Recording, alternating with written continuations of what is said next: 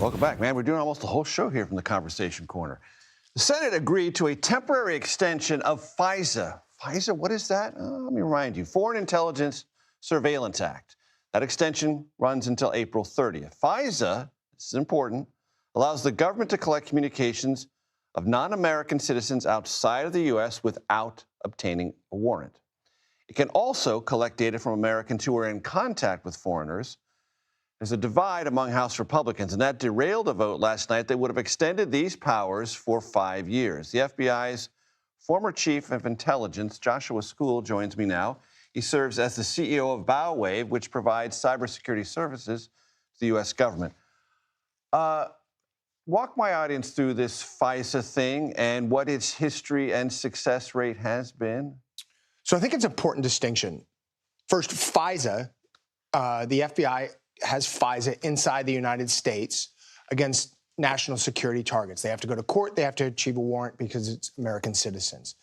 What Congress is divided on is FISA 702. Right. Special section thereof. That's right. That is a collection against non-U.S. citizens outside of the United States.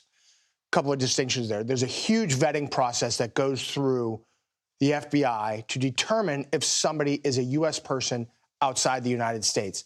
A lot of folks don't know, but even if you're a U.S. person, the intelligence community cannot collect on you just because you're outside of the United States. It still has to go through lawful intercept, which would be a FISA court, or even a Title III, which would go to a judge. Got it. So that's one. The success has been widely publicly attributed to many, many things.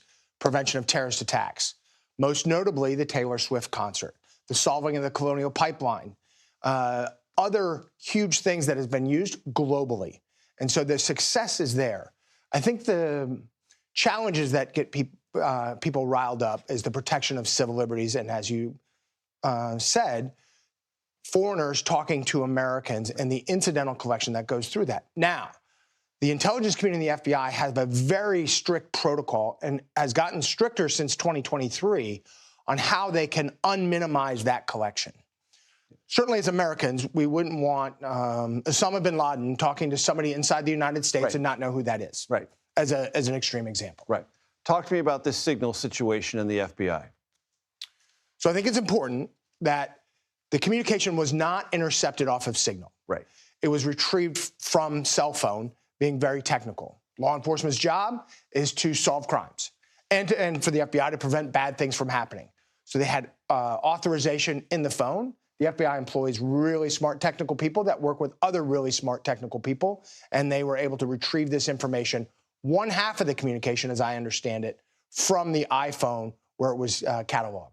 And for signal users, it's important to underscore that it wasn't intercepted, meaning it is encrypted, and there is a certain reliability that comes with that. But if it's subject to an investigation and the proper authorization, and there's the phone, the FBI now knows it has found, at least in this one instance, a way to get in. One instance publicly. And this is what comes out. This is what comes out, in court of law, and that's part of our democratic process. You have to reveal that. That's good and bad. You can use fig leaves to prevent that because of sensitive techniques, but it's rare. Joshua Skule, great to have you here. Thanks Thank you so much for coming in. I appreciate it.